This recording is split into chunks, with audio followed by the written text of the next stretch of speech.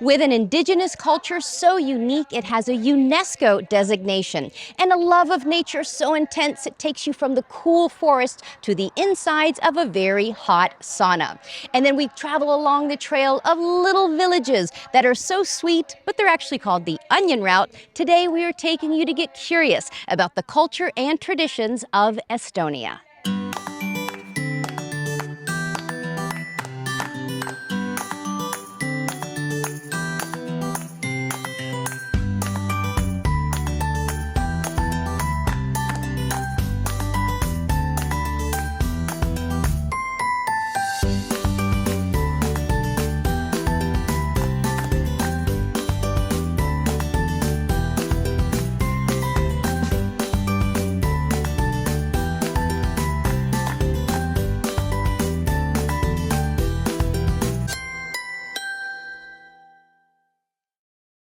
Curious Traveler is made possible by the following.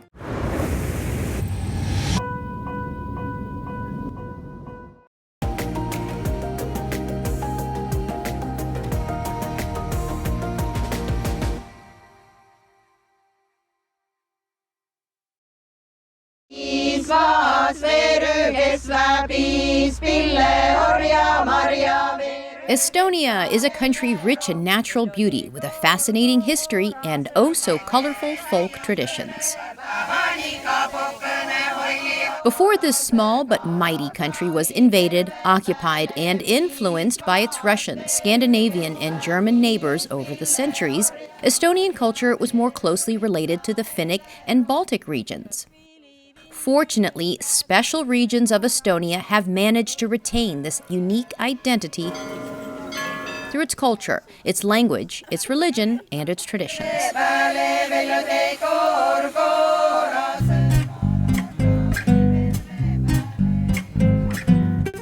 Today we take you to visit 3 regions of Estonia, each with their own distinct culture and history.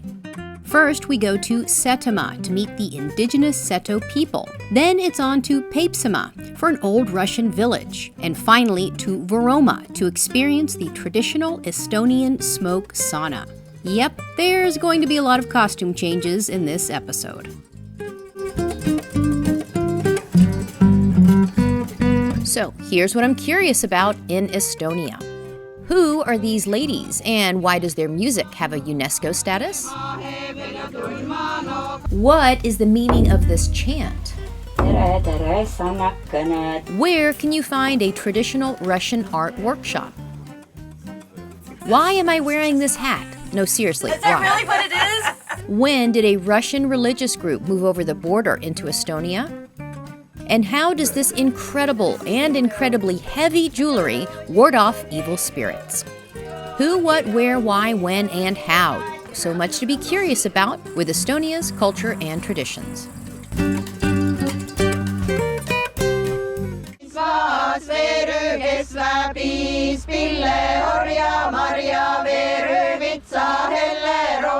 Our first stop is to the Setomaa region in the southeast corner of Estonia, right on the border with Russia.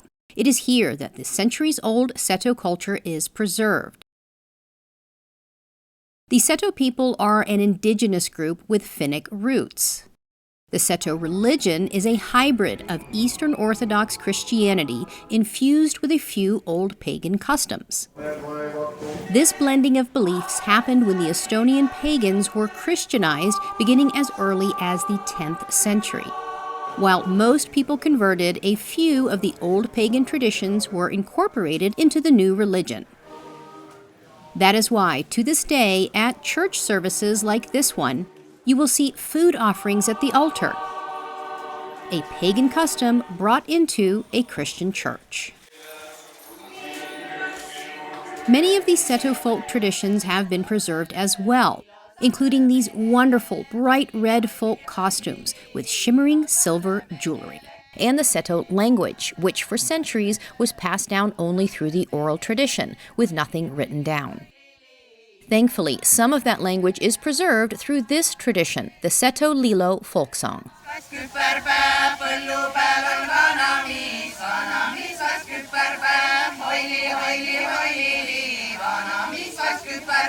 Seto Lilo singing is at least 1,000 years old, possibly more. Its unique sound is polyphonic, with similarities to monks chanting. It requires a lead singer and a choir. The choir typically repeats the lead singer's last verse by joining her on the last syllable. Seto Lilo singing is so treasured and so unique that it was given a UNESCO Intangible Culture status in 2009.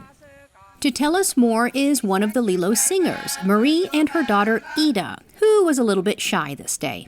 First of all, thank you for inviting us to witness this. This is amazing for us. You all look wonderful. You sound wonderful. Tell us a little bit about what is it that you're singing about and how does that incorporate into the Seto tradition? Well, Lelo is a traditional song of Setos, as you might know already. It is believed to be more than 2,000 years old. Wow. And the Lelo was accompanying the everyday life, like every activity, every work, every ritual had its own songs. These songs were and are about everything from prayer to praise to politics, to even matchmaking or an Easter celebration, and often simply about something to make the working day for the peasant a little bit more pleasant. Like the song you heard before, not this one here, but it was about how you walk to the fields and start to harvest. And also the singing was helping with hard work. You do the repetitive movements and you accompany it with a song and it goes easier. And out of that whistle while you work origin came a very specific and unique form of music. If you listen closely, you will start to notice a certain rhythm and pattern to all the songs. The melodies take some time to get used to and to make the difference. When I first moved here, it sounded quite awful to my ear. It doesn't sound awful at all. It just sounds serious. Very monotonous and very repetitive, but when you grow into it, it is really exciting. Setos have this very specific melodies. Yeah. It's called 1/3 semitone, and it is quite unique in the world. It sounds quite different. It sounds a little bit oriental, and it's found in Setomaa, and it's found in some little villages in southern Russia. And that's it. And that's it. Nowhere else in the world.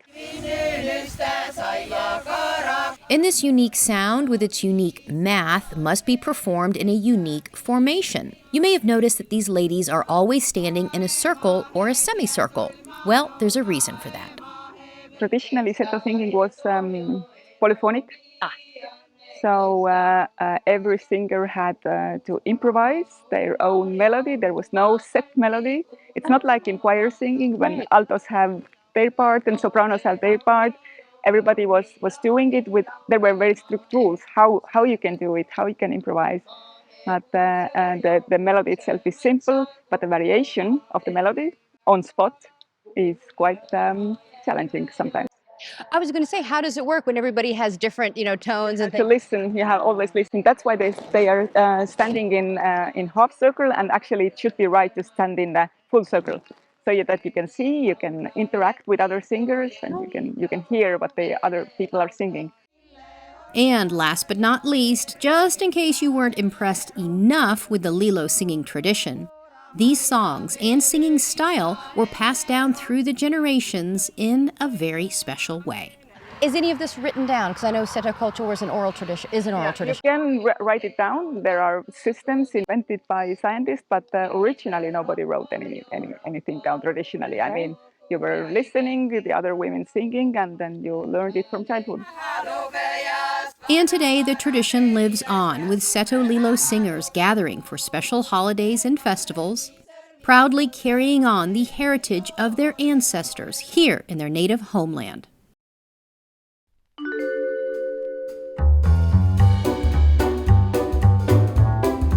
And if you're lucky, you will experience a welcome Seto song, which we find at our next curious destination. This is the Obenitsa Museum, named for its surrounding village of Obenitsa, here in the Setomaa region. The museum and the wooden houses surrounding it all used to be lived in by the Seto people. In fact, there are descendants of the family who lived in this home living today here in the region. Teaching me about the heritage of their ancestral costume are Uya and her daughter Mara. And the best way to learn about the heritage is to dress like the Seto do. Okay, what's the first piece? Noh, me panen sulle hammu selga.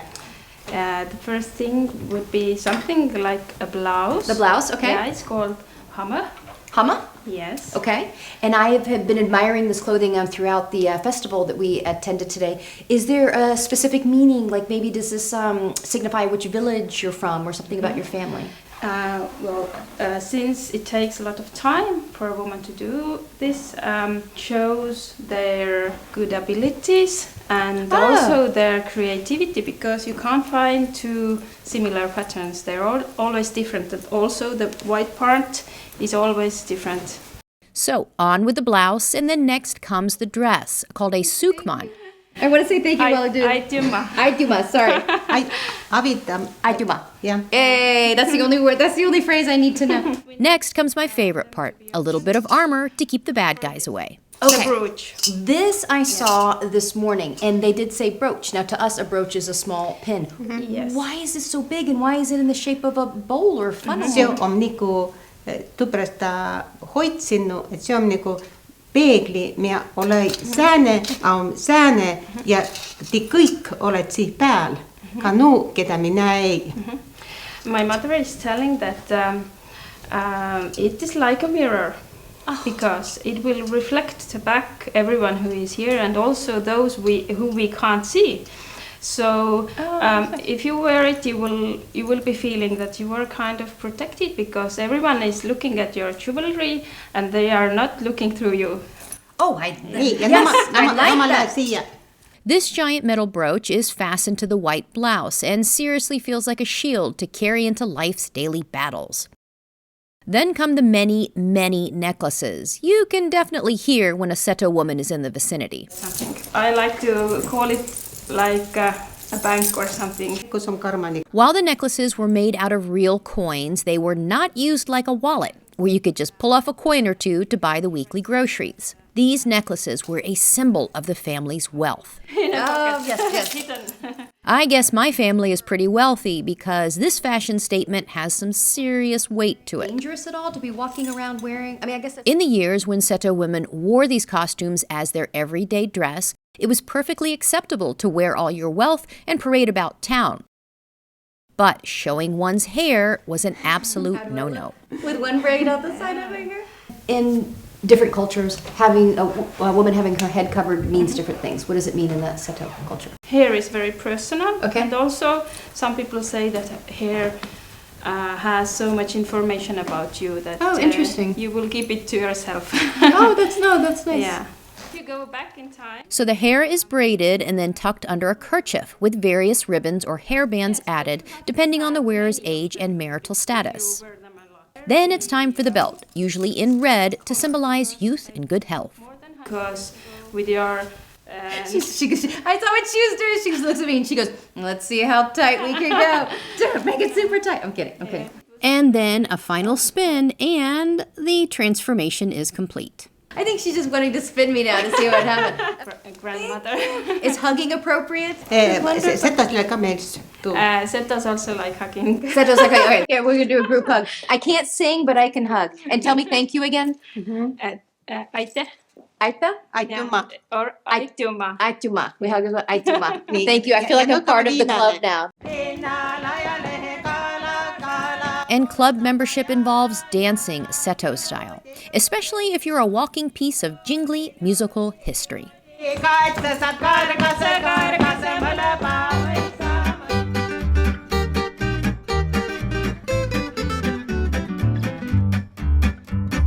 This one-street village of Kolkja lies along the sweet-smelling onion route, a path from the city of Tartu And there are also the cucumbers.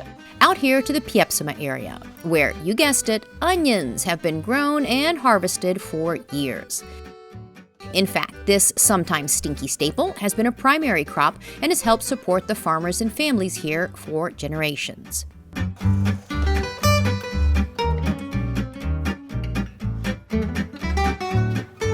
But this route has another unique curiosity: the fascinating history of a group called the Russian Old Believers.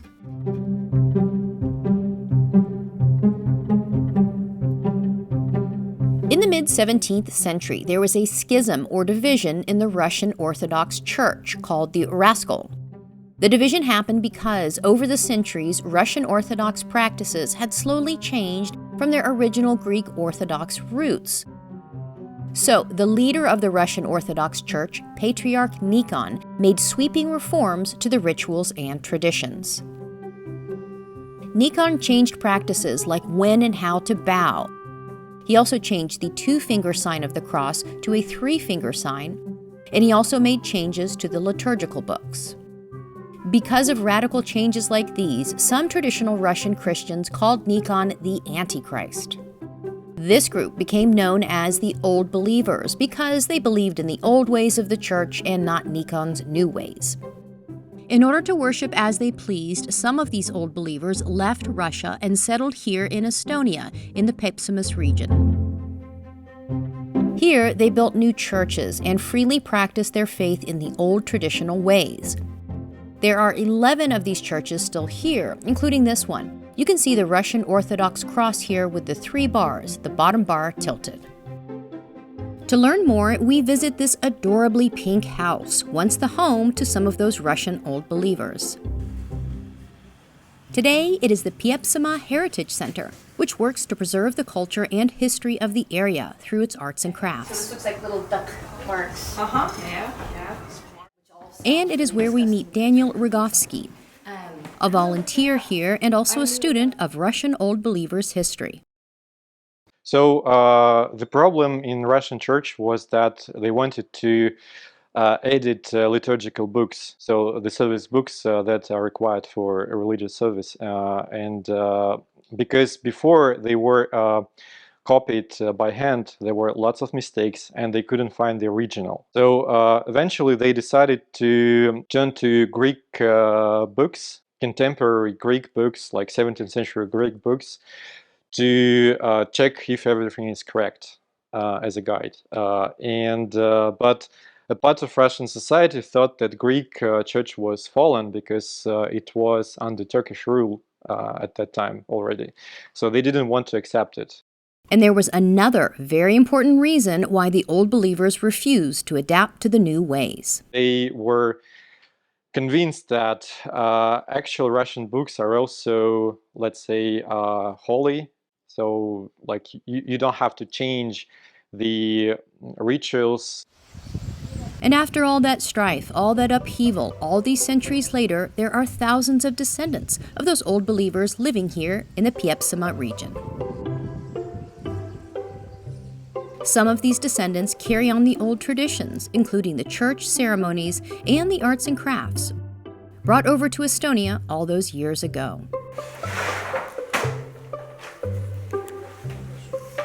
This is Pavel Varanin. He has written extensively on the history of Russian Old Believers, and he's also a descendant of the Old Believers.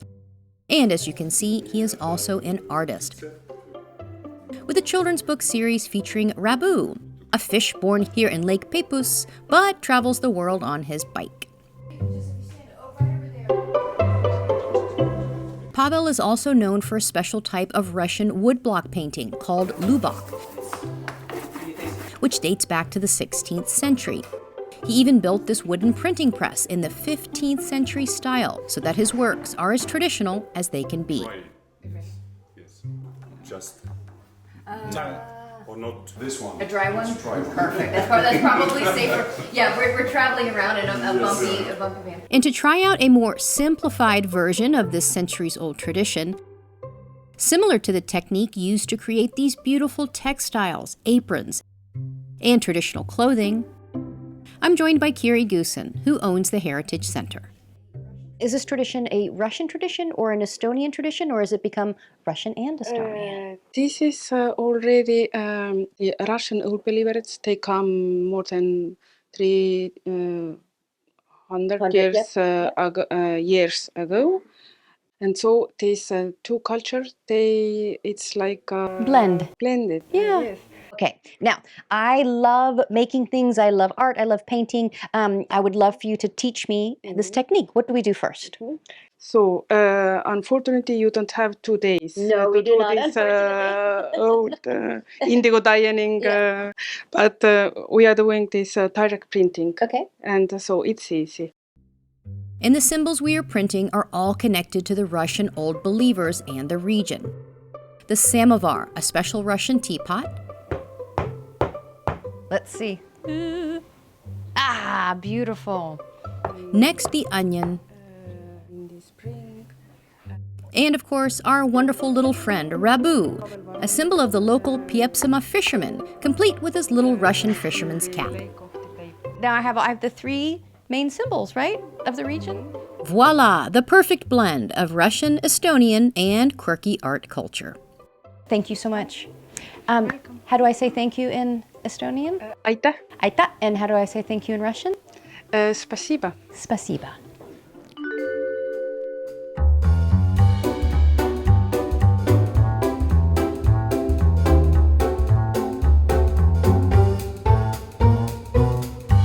Our final stop takes us to the Varoma region to experience a centuries-old steamy tradition and to meet Mother Nature, walking barefoot in the grass with her dog. Oh, big stretches. Her cat, probably some friendly insects too, Oh, hello. all flocking to her any chance they get. See why I call her Mother Nature? Well, her real name is Ada, and this is her home, Muska Farm, where she invites guests to practice Estonia's unique form of smoke sauna. The smoke sauna tradition here in Varoma earned a UNESCO status for its history, its rituals, its architecture, and especially for its knowledge of traditional healing and health practices. And the origins of this hot and healthy ritual are so much more than just a beauty routine or a spa retreat. I know it's different in Finland and it's different in maybe Sweden. It's different in all these different places. What makes the Estonian smoke sauna tradition unique? It has been a lot of repression from the church to the old, what they call pagan customs. I would say nature-connected customs. Yeah. And in these villages, a lot of those old customs, which what can be 3,000 years old or even older, are still alive. And part of those customs and traditions include these tools used for the sauna, all found in nature and each with their own meaning, including salt, believed to protect from evil, wood ash, a symbol of cleansing, and honey, a symbol of gratitude. And also these sweet-smelling bouquets with branches picked right here from the Estonian forest. If there were no medicine, and doctors were not available for the countryside living people, then we used to heal ourselves somehow. We needed something, and we used to make different kind of bouquets.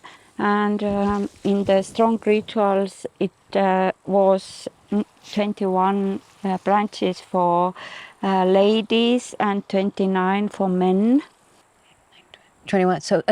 So 21 for women and 29 for men? Yes. Oh my goodness. And was it magic numbers of some sacred numbers? Or? I believe that this numerology was in Estonia as well, but I always say that those strong rules are for the weak people who need strong rules. The other people are using their intuition. My father told me that look at the plants and ask who wants to heal you today, or who wants to help you today, and do the whisk from the plants which are talking to you today. Okay, let's see what those plants are telling us today, so we put them to work inside the sauna. First, put on the lovely little sauna dress, and yes, I know I look like a potato sack, but I do love my hat. All right, so what's the hat for? It's just funny. Is that really what it is? So we can feel like little elves? Life has to be fun. Okay, good. Hats on, now we're ready to enter the sauna and to find out what those lovely bouquets are for. This is called whisking, a unique form of massage to say the least. where the oils from the leaves are released in the heat, and the whisking motion is meant to relax the muscles and to promote blood circulation. I promise it doesn't hurt, and the aromatherapy part of it is very true. It smells wonderful in here. So the whisking takes care of the body, and the next part of the ritual takes care of the soul. Ada chants and beats on a drum as part of the ancient ritual and mythology of the sauna.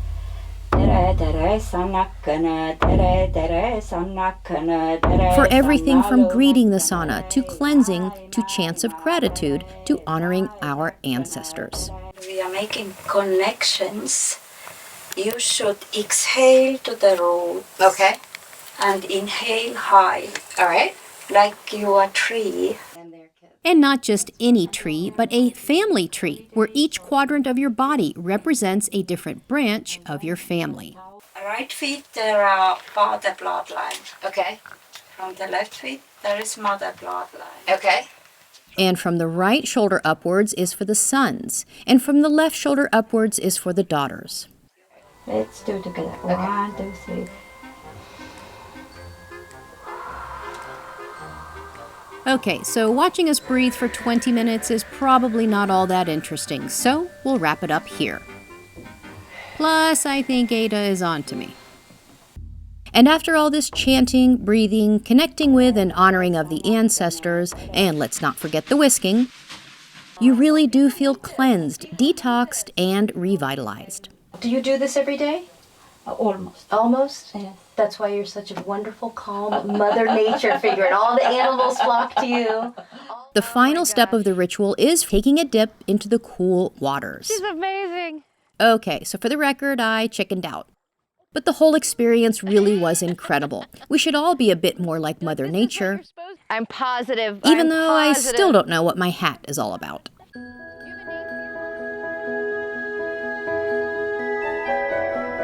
So, from an incredible form of song born from the fields of peasants, today elevated to a UNESCO status, to a beautiful form of dress, complete with a delicate form of armor that jingles when you dance,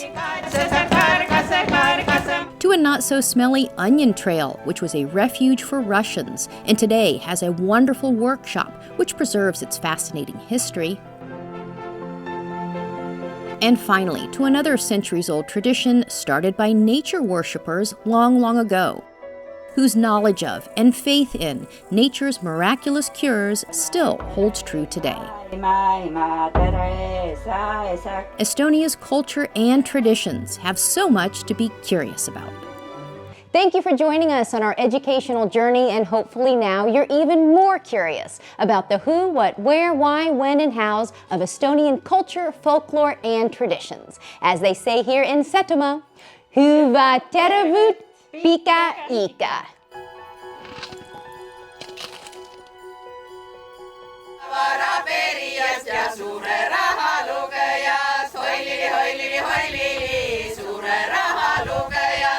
Curious Traveler is made possible by the following.